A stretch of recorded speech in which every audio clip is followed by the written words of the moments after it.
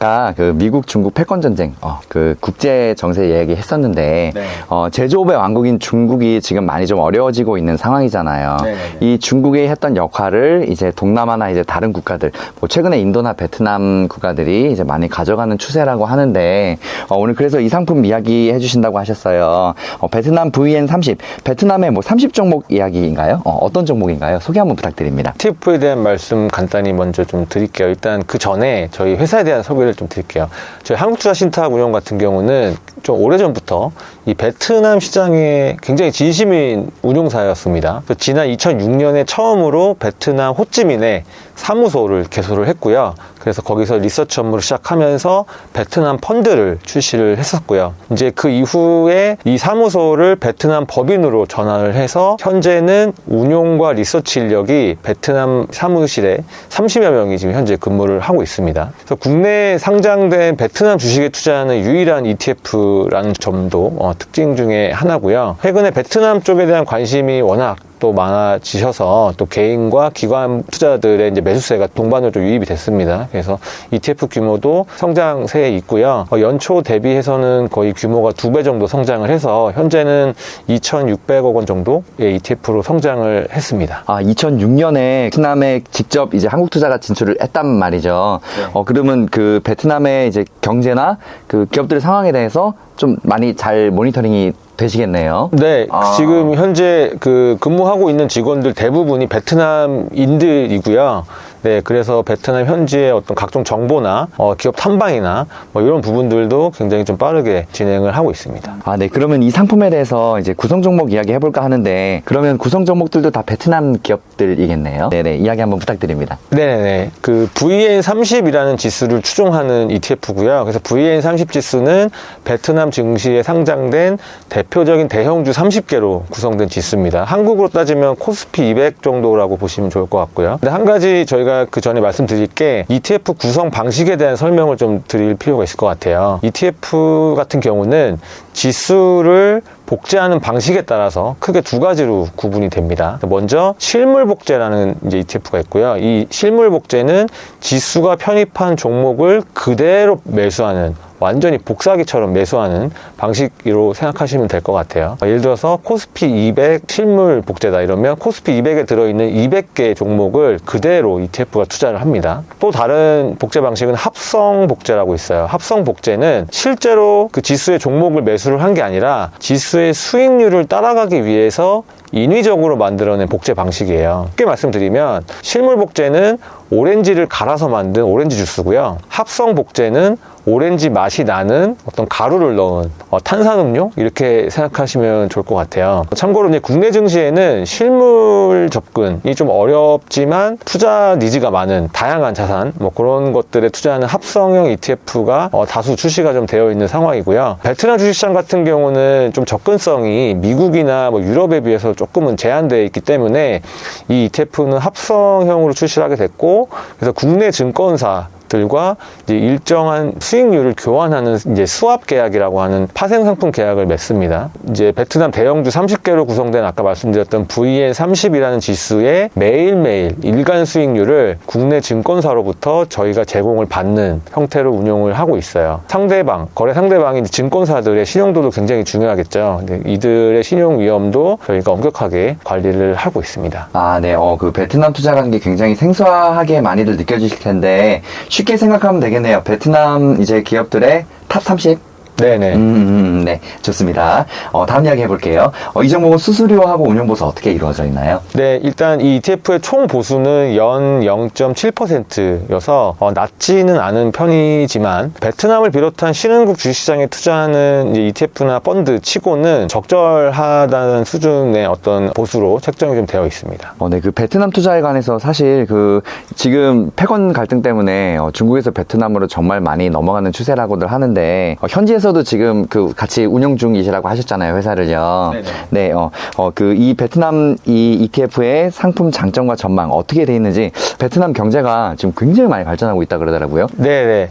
일단 뭐 최근에 이제 코로나 이후에 해외여행을 못 가셨다가 이제 해외여행을 좀 가시려고, 특히 이제 여름 휴가나 이런 걸로 이제 계획하고 계신 분 많으실 텐데, 대표적인 이제 후보군들이 뭐 일본 아니면 베트남이실 거예요. 그래서 그만큼 베트남 같은 경우는 대표적인 관광지로도 각광을 받고 있는데, 이 베트남의 현재 경제 상황에 대한 말씀을 좀 간단히 드려보면, 베트남 시장 같은 경우는 이제 미중 무역 갈등을 계기로 중국을 떠난 글로벌 기업들이 이제 베트남으로 계속 이동을 하고 있습니다. 그래서 이제 외국인들이 베트남에 직접 투자를 하는 그 FDI라고 하거든요. 외국인 직접 투자인데, 이 규모가 크게 증가하고 있어요. 작년도 2022년 베트남에 투자한 외국인의 자금이 달러로 224억 달러, 역대 최대 규모였고요. 올해 1월부터 5월까지 신규로 조성된 외국인 투자 프로젝트, 베트남에서 그 약 962개라고 합니다.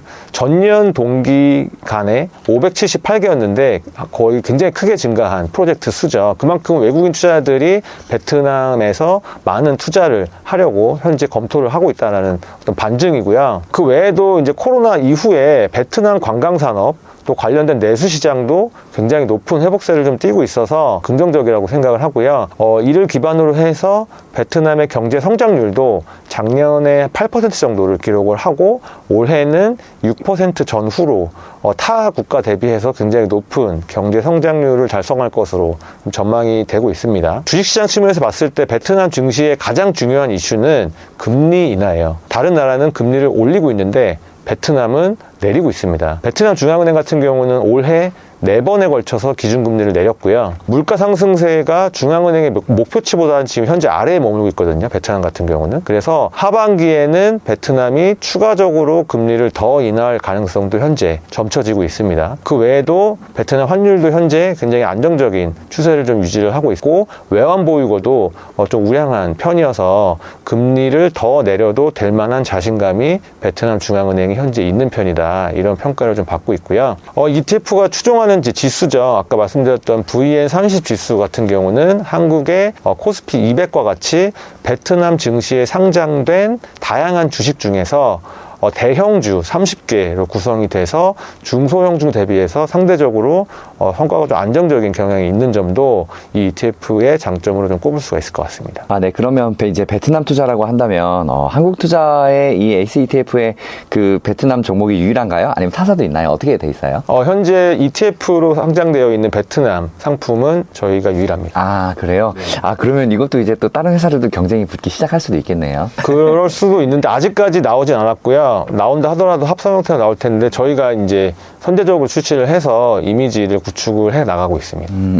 네, 알겠습니다. 혹시 이 종목 같은 경우는 배당금이나 분배금 혹시 있나요? 합성형 ETF 같은 경우는 별도의 배당이나 분배는 없어요. 그래서 이 ETF도 별도의 어떤 분배금은 없다라는 점도 참고하시면 좋을 것 같습니다. 배당보다는 이제 수익률에 완전히 포커스가 맞춰져 있는 주식이다. 네, 맞습니다. 네, 알겠습니다. 부장님, 오늘 또 많은 이야기 감사합니다. 저번 편까지 해서 무려 거의 2시간이 넘는 그 시간 동안 이 정보를 많이 주셨는데, 부장님 나름 이제 이 분야에 들어오신 지 이제 올해 또 되셨을 테고, 네. 공부도 많이 하셨을 텐데, 어떻게 해서 이렇게 증권 이런 주식 관련 전문가가 되셨는지 동기부여나 자기개발 관점으로 살아오신 이야기 한번 부탁드려요. 네, 제가 이 금융업에서 종사한 지가 올해로 16년 차거든요. 그래서 굉장히 좀 짧지 않은 시간을 업에 몸을 담고 종사를 하고 있는데, 저 같은 경우는 대학 시절 때 이제 경영학을 전공을 했고, 경영학 안에서도 이제 다양한 좀 특화된 이제 세부 전공이 있었어요. 거기서 이제 금융 쪽을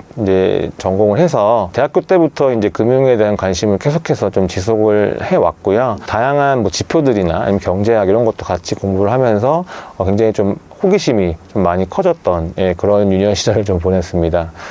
그리고 뭐 증권사나 운용사들을 계속 이제 다니면서 다양한 시장을 겪잖아요. 저 같은 경우는 2008년에 처음 사회생활을 시작했는데, 사회생활 시작하자마자 금융위기를 겪었습니다. 그래서 바닥부터 시작을 했다고 보면 되고요. 그래서 이제 다양한 시장 국면을 제가 경험을 하면서 많은 시장의 경험을 좀 갖고 있는 부분들도 많은 분들에게 저희 상품이나 시장 전망에 대한 말씀을 드릴 땐 제가 좀 잘 활용하는 그런 편이고요. 일단은 저희 회사의 상품을 좀 더 쉽게 아니면 조금 더 이해가 잘 되시게 설명을 해드리는 게 저희 역할이기 때문에 지금도 저는 사실 공부를 계속 하고 있습니다. 공부는 끊임없이 지속을 하고 있고 또 시장도 제가 개인적으로 쉽게 예측을 하려고 하진 않아요. 시장 앞에서 항상 겸손하라는 어떤 제 개인적인 그런 생각이 있기 때문에 이제 뭐 그렇게 제가 살아온 것 같습니다. 살아온 것 같고 투자란 저에게 이제 투자는 무엇인가라는 말씀을 좀 드리면 두 가지가 될 것 같아요. 하나는 이제 노후 준비, 하나는 노후 준비가 될 것 같고 또 하나는 이제 자아 실현 이렇게 두 개를 말씀드릴 수 있을 것 같습니다. 뭐 워낙 최근에 많이 나오죠. 노후가 어떻게 준비가 되냐에 따라서 달라진다 이런 얘기도 많고 어떻게 어떤 투자를 해왔는지에 따라서 향후에 노후 생활이 달라질 수 있다 뭐 이런 부분들 특히 저는 연금에 굉장히 관심이 많습니다. 그래서 연금 투자를 거의 제 투자의 좀 더 메인으로 가져가고 있는 편인데 인생은 100살이라고 하잖아요. 저희가 언제까지 일할지 모르겠지만 은퇴한 다음에 조금 더 남들에게 손 벌리지 않는 좀 행복한 노후를 위해서 이제 좀 그 노후 준비 차원의 투자라고 생각을 하고요. 두 번째는 자아 실현인데 근데 투자는 일단 돈 버는 게 제일 중요하죠. 잃지 말자. 잃으면 기분이 안 좋잖아요. 잃는 투자보다는 이제 버는 투자가 좋기는 한데 저는 일단은 제가 투자하고 있는 금액의 일부분은 좀 재미를 추구합니다. 이제 소위 이제 펀이라고 하죠. 당연히 노후 준비를 위한 연금 투자는 굉장히 신경을 써서 조심스럽게 하고 있고 잃어도 될 만큼의 금액은 좀 어느 정도 좀 재미를 추구하는 편입니다. 그래서 이제 다양한 자산에 한 번씩 좀 들어가 보고 투자도 해보고 또 잃어도 보고 좀 이렇게 얻어도 보고 이렇게 해서 많은 자산들이 어떻게 움직이는지에 대한 항상 그 관심을 두려고 하고 있어요. 그렇게 관심을 둬야 많은 분들께 또 다양한 말씀을 또 전달해 드릴 수 있기 때문에 그렇게 해서 투자란 저에게 첫 번째는 노후 준비, 두 번째는 자아 실현 이렇게 말씀드릴 수 있을 것 같습니다. 네, 지금 투자에 관한 마인드에 대해서 좋은 이야기 해주셨는데, 먼저 시작하자마자 2008년에 입사하셨다고, 시작하자마자 정말 큰 파도를 한번 경험을 하셨네요. 그리고, 투자에 대한 마인드 중요한 이야기 해주셨는데, 우리는 항상 겸손하게 투자를 해야 되고, 또 하나, 투자를 하려면 공부를 해야 한다는 거. 네. 지금도 끊임없이 공부하고 있고 우리가 지금 투자 공부하려고 다 이거 지금 유튜브 하고 있는 거예요. 그게 바로 목적의 결론은 이겁니다. 그렇죠? 네. 그리고 이제 투자에 관해서 이야기해 주셨는데 노후 준비와 자아 실현 이 두 가지를 포커스를 맞춰서 투자를 하시고 플러스 여기에 내 자본을 직접 투입해 보면서 시장이 어떻게 돌아가는지 그 수많은 그 종목들 재미있는 종목들이 어떻게 돌아가는지 사실 저도 지금 비슷한 그런 마인드로 지금 여러 가지를 분산 투자를 해놓고 있긴 한데 어떤 종목을 보고 있으면 이 종목이 그냥 움직이는 거 하고 여기에 조금이라도 내 돈이 들어가는 거 투입해놓고 움직이면 완전히 그렇죠. 보는 시각이 달라집니다. 그렇죠. 이거 굉장히 저도 공감이 가는 이야기인데 중요한 건 정말 중요한 건 우리가 투자를 언제나 하면서 공부를 해야 된다는 것. 그렇죠. 내 돈 투입이 하면 공부가 될 수밖에 없습니다. 오늘 저희가 준비한 이야기 이제 다 끝났는데 저는 개인적으로 공부가 너무 많이 됐어요. 힐링가족 여러분들도 공부 많이 되셨는지 모르겠네요. 네, 부장님 저희 다음에 또 요청드리면 또 좋은 이야기들 많이 부탁드립니다. 다음 시간에 또 뵙겠습니다. 감사합니다. 감사합니다. ACE ETF